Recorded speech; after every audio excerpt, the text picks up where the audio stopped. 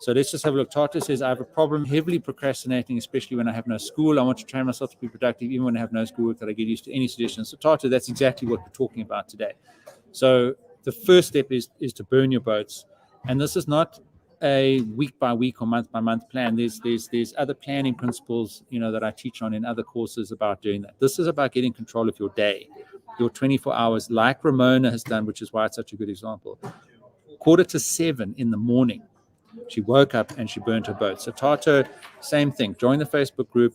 First thing in the morning, burn your boats. Decide what is that critical thing that by the time you go to bed at night, to help you overcome your procrastination and get back the confidence that you're able to focus on the things that you need to do.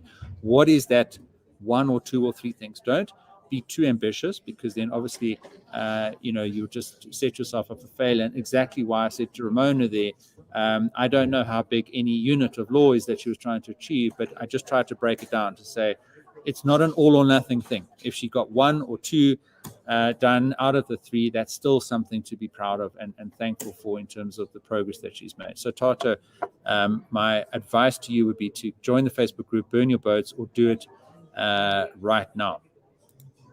Samuele, thanks for inviting me to this webinar, former student at UP.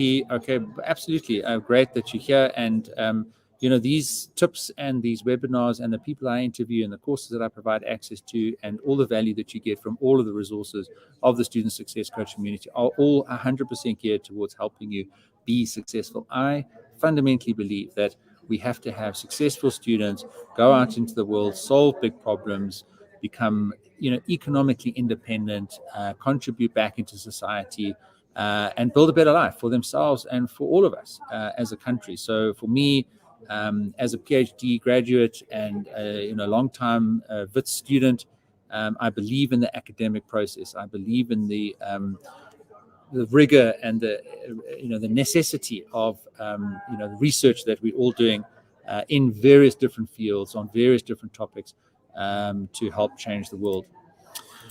Rami says, how do I use the remaining holiday time to prepare for the upcoming semester? Fantastic, Rami. So aware a couple of you guys still on holiday. That's fantastic. We're going to ramp up into term time next week.